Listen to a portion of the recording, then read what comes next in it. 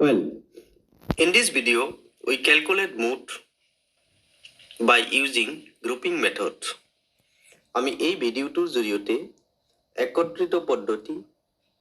আৰু বিশ্লেষণ তালিকা ব্যৱহাৰ কৰি বহুলক নিৰ্ণয় কৰিম। কিছুমান তথ্য ৰাখি দেখা যায় সৰ্বাধিক বাৰম্বাৰতাই বহুলক নিৰ্ণয় নকৰে। যেনে সৰ্বাধিক বাৰম্বাৰতা আৰু তাৰ আগৰ বা পাছৰ বাৰম্বাৰতাৰ মাজৰ পাৰ্থক্য একেবাৰে কম হলে বা বহু বেছি হলে তথ্যসমূহ আন এটা দিশত কেন্দ্ৰীভূত হয়। এনে ক্ষেত্ৰত কেৱল একত্ৰিত পদ্ধতি বা বিশ্লেষণ তালিকা ব্যৱহাৰ কৰি বহুলক শ্ৰেণী নিৰ্ণয় কৰা হয়। Sometimes the highest frequency does not determine mode. If the difference between maximum frequency and its preceding or succeeding frequency is very small or very large, then the items are heavily concentrated on either side.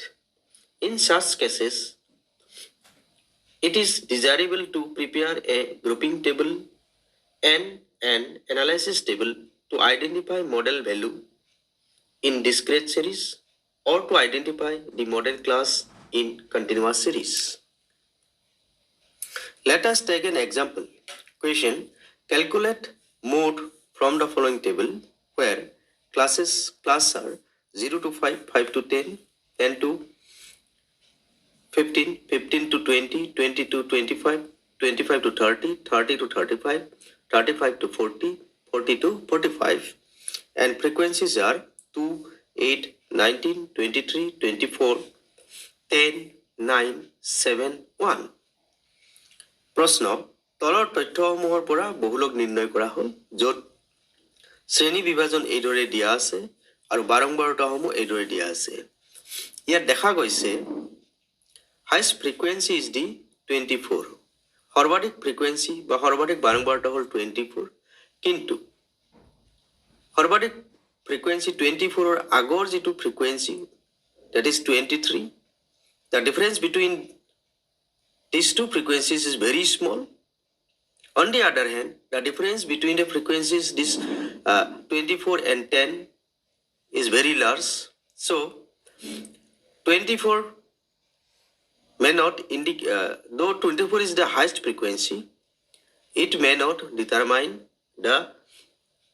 model value in this example. যদিও 24 সৰ্বাধিক বাৰম্বাৰতা, কিন্তু 24ৰ আগৰ যিটো বাৰম্বাৰতা সেইটো হৈছে 23, গতিকে 23 আৰু 24ৰ মাজৰ ব্যৱধান একেবাৰে কম। আনহাতে সৰ্বাধিক ফ্ৰিকুৱেঞ্চি সৰ্বাধিক বাৰম্বাৰতা 24 আৰু তাৰ পিছৰ বাৰম্বাৰতা 10, 10, ইয়াৰ ডিফাৰেঞ্চ যথেষ্ট বেছি। গতিকে যদিও 24 সৰ্বাধিক বাৰম্বাৰতা ই মডেল ভেলু বা মডেল ক্লাছ বা মডেল ভেলু নিৰ্ণয় নকৰিবও পাৰে। গতিকে এই ক্ষেত্ৰত আমি একত্ৰীকৰণ বা একত্ৰিত তালিকা পদ্ধতি বা বিশ্লেষণ তালিকা ব্যৱহাৰ কৰি আমি মডেল ক্লাছ নিৰ্ণয় কৰিব লাগিব। In this case, we have to use the grouping method and we have to prepare analysis table to identify the model class. Now we write the information in a table. এতিয়া আমি তথ্যসমূহ table আকাৰে সজাই লম। First column of this table is the class interval. প্ৰথম কলমটো হৈছে শ্ৰেণী বিভাজন, য'ত আমি শ্ৰেণী বিভাজনসমূহ লিখি ললো। নেক্সট কলমটো হৈছে ফ্ৰিকুৱেঞ্চি, অৰ্থাৎ বাৰম্বাৰতা আমি লিখি ললো। এতিয়া দেখা গ'ল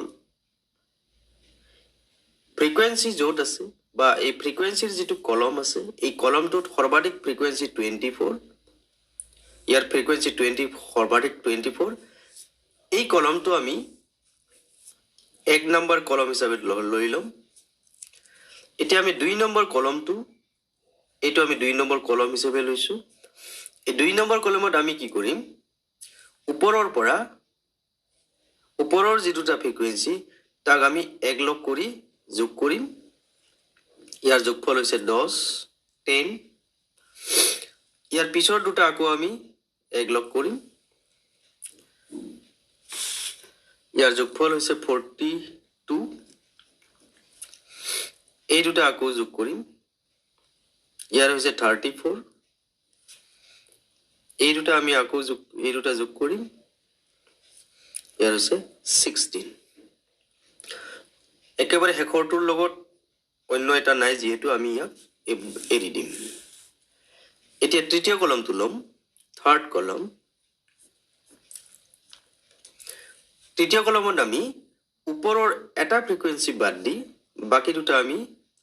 একলগ কৰিম অৰ্থাৎ 8 আৰু 19 আমি যোগ কৰিম 8 আৰু 19 যোগ কৰিলে পাম আমি 27 তাৰ পিছত এই দুটা আমি পিছৰ দুটা আমি যোগ কৰিম এইটো হ'ব 47 তাৰ পিছৰ দুটা আমি যোগ কৰিম আকৌ 19 আৰু ইয়াৰ পিছৰ দুটা আমি যোগ কৰিলো এইটো পালো আমি 8 4 নম্বৰটো আমি লিখিলো 4 নম্বৰ কলম হৈছে ওপৰৰ পৰা একেবাৰে তিনিটা আমি যোগ কৰিম তিনিটা ফ্ৰিকুৱেন্সি যোগ কৰিম এই তিনিটা যোগ কৰিম ইয়াত আমি যোগ কৰিলে পাম আমি 29 তাৰ পিছৰ তিনিটা যোগ কৰিলো এই তিনিটাৰ যোগফল পালো আমি 57 আৰু পিছৰ তিনিটা আমি যোগ কৰিলো ইয়াৰ তিনিটা পালো আমি 17 এতিয়া 5 নম্বৰ কলম হ'ব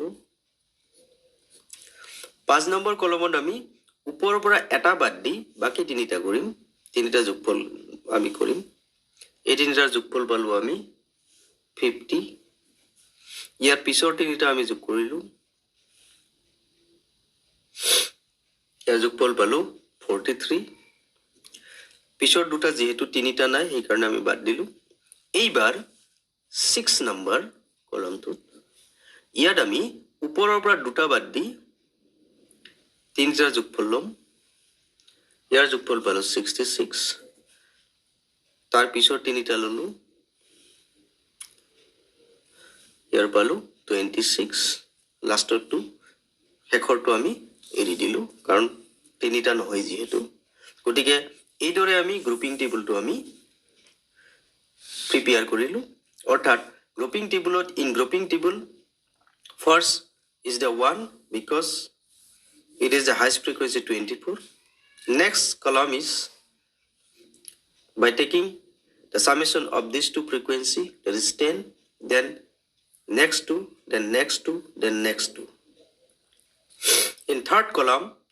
we exclude these two excluding these two we sum up the frequencies of next two frequencies so sum up of this frequency is 27 then next two is 47 next two is 19 and next two is 18 next in column 4 we sum up the three frequencies from the top so sum up of this frequency is 29 so next three frequency summation of this frequency is 57 and summation of this last three is the 17 so in 5 column number 5 we sum up the frequencies excluding three frequencies excluding the first one that is summation of this three is 50 and summation of and next three frequencies is 43 so this two has this so leave these two frequencies because it has no three and last column that is column number 6 excluding two frequencies we sum up three frequencies next three frequencies that is summation of these three frequencies 66 and summation of next three frequencies are this so this way we prepare this grouping table now we prepare another table that is analysis of the table here analysis table to বা বিশ্লেষণ পদ্ধতি টেবুলত আমি class interval এই দৰে লিখি ললো আৰু যেহেতু 6টা কলম আমি হিসাব কৰিছো 6টা কলমৰ 1 2 3 4 5 6 আমি ছয়টা আমি এইদৰে লিখি ললো এতিয়া দেখা গল প্ৰথম যেটো প্ৰথম কলাম আমি পাইছিলো ডাইৰেক্ট ফ্ৰিকুৱেন্সি ইয়াতে হাইষ্ট 24 টু দেখিছো ইয়াৰ ক্লাছ 24 ক্লাছ ইন্টাৰভেল 22 25 গতিকে যেহেতু ই হাইষ্ট আৰু এই হাইষ্ট ফ্ৰিকুৱেন্সিটো আমি class highest frequency class interval হৈছে 24 to 25 গতিকে প্ৰথম যেটো কলাম ইয়াত ৰ হৈ গল গতিকে এই ৰত 20 to 25 ত আমি ইয়াতে 1 লিখিলো কলামটো দেখিলো ইয়াৰ হাইষ্ট কিমান পাইছো আমি সামেশন কৰাৰ পিছত বা যোগফল কৰাৰ পিছত আমি 42 পাইছো আৰু এই 42 ৰ যোগফল হল এই দুটা ফ্ৰিকুৱেন্সি আৰু এই দুটা ফ্ৰিকুৱেন্সিৰ এগেইনষ্টত আমি ক্লাছ ইন্টাৰভেলত 10 to 15 15 to 20 গতিকে নেক্সট কলামৰ যেটো ৰ হেতু আমি 10 to 15 not 1 দিলো আৰু 15 to 20 1 দিলো থাৰ্ড কলামত হাইষ্ট ফ্ৰিকুৱেন্সি হৈছে 47 আৰু এই 47 টো আমি কাৰ যোগফল এই দুটাৰ যোগফল আৰু এই দুটা কোৰ পৰা আহিছে এই দুটা ফ্ৰিকুৱেন্সিৰ যোগফল যেহেতু 47 আৰু এই ফ্ৰিকুৱেন্সি দুটা আছে 15 to 20 আৰু 20 to 25 গতিকে থাৰ্ড কলামৰ যেটো ৰ এটো 15 ত দিলো আৰু 15 to 20 ত আমি 1 দিলো আৰু 20 to 25 ত 1 দিলো হেদৰে ফৰ্থ কলামত আমি দেখিলো 57 টো হাইষ্ট আছে আৰু এই 57 টো হৈছে এই তিনিটা ফ্ৰিকুৱেন্সিৰ যোগফল আৰু এই তিনিটা ফ্ৰিকুৱেন্সি হৈছে 15 to 20 20 to 25 আৰু 25 to 30 গতিকে এনালাইসিস টেবুলত 15 to 20 এগেইনষ্টত 1 দিলো তাৰ পিছত 1 দিলো তাৰ পিছত 1 যেহেতু এই তিনিটা শ্ৰেণী অন্তৰালৰ ফ্ৰিকুৱেন্সিৰ যোগফল হাইষ্ট হৈছে ঠিক সেইদৰে ফিফথ নাম্বাৰ যেটো আছে তাৰ 50 হৈছে হাইষ্ট আৰু এই 52 হৈছে এই তিনিটাৰ যোগফল আৰু এই তিনিটাৰ শ্ৰেণী অন্তৰাল হৈছে 5 to 10 10 to 15 15 to 20 গতিকে 5 to 10 তাৰ এগেইনষ্টত 1 পৰিলে 10 to 15 আৰু 15 to 20 এগেইনষ্টত 1 পৰিলে হেদৰে লাষ্ট যেটো আছে 6th কলাম এই 6th কলামৰ এগেইনষ্টত আমি 66 পালো এই 66 হৈছে এই তিনিটা ফ্ৰিকুৱেন্সিৰ যোগফল আৰু এই তিনিটা ফ্ৰিকুৱেন্সি ক্ৰমান্বয়ে 10 to 15 15 to 20 আৰু 20 to 25 ৰ ফ্ৰিকুৱেন্সি যোগফল গতিকে আমি ইয়াতে লিখিলো 6 নম্বৰ যেটো ৰ আছে এটো আমি লিখিলো 10 to 15 ৰ এগেইনষ্টত 1 ইয়াতে 1 এইটো 1 এতিয়া আমি এই ধৰণে আমি এনালাইসিস টেবুলটো আমি বনালো সজাই ললো ইয়াত আমি এতিয়া টোটাল কৰিম অৰ্থাৎ তেওঁলোকৰ স্কোৰ সমূহ আমি যোগ কৰিম ইয়াৰ যেহেতু স্কোৰ নাই আমি ব্লেংক দিলো ইয়াত পালো 1 পালো ইয়াতে 3 পালো ইয়াতে 1 2 3 4 5 5 লিখিলো 1 2 3 4 4 হল আৰু ইয়াতে হল 1 বাকি এটাত নাই গতিকে ইয়াতে আমি টোটাল পালো হাইষ্ট টোটাল পালো আমি 5 অৰ্থাৎ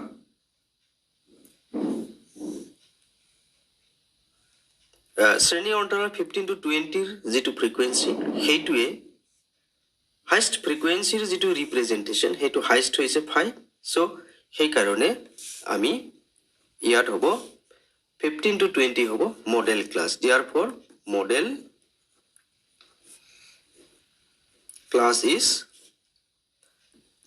15 to 20 অৰ্থাৎ 15 to 22 হৈছে বহুলক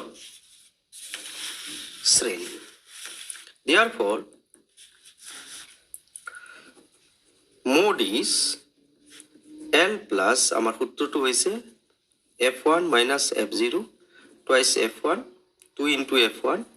minus f0 minus f1 into I আমি ইয়াতে এনালাইসিস টেবুলত পালো 15 to 20 হৈছে মডেল ক্লাছ, অৰ্থাৎ এইটো হৈছে মডেল ক্লাছ।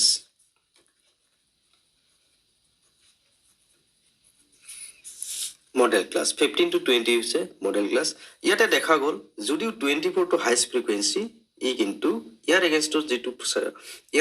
যিটো ক্লাছ ইণ্টাৰভেল 20 to 25 এইটো কিন্তু মডেল ক্লাছ নহয়। এনালাইসিস টেবুলত দেখা গ'ল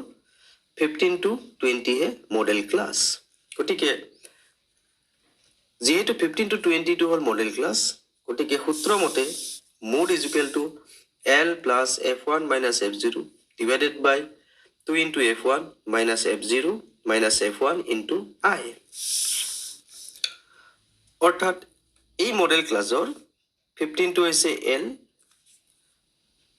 23 হৈছে F1, 19 হৈছে F0 আৰু 24 হৈছে F2। I is the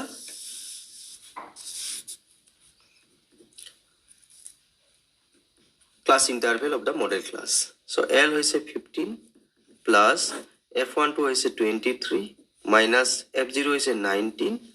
2 into 23 minus 19 minus F1 হৈছে 24 into class interval of the model class। ইয়াৰ ব্যৱধান class interval হৈছে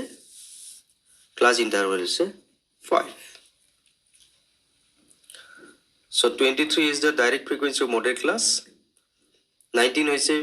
frequency of the preceding frequency of model class, 24 হৈছে frequency of the succeeding model class। এতিয়া আমি হিসাব কৰি উলিয়াম 15 plus 23 minus 19 is 4 into this 5. So multiplication of this is 46 and summation of negative 19 and negative 24 is 43. So we get 15 plus 20 divided by 3, and that is equal to 15 plus 6.67, and that is equal to 21.67. So this is the mode value of this example. So this is how we can calculate mode value by using the grouping method.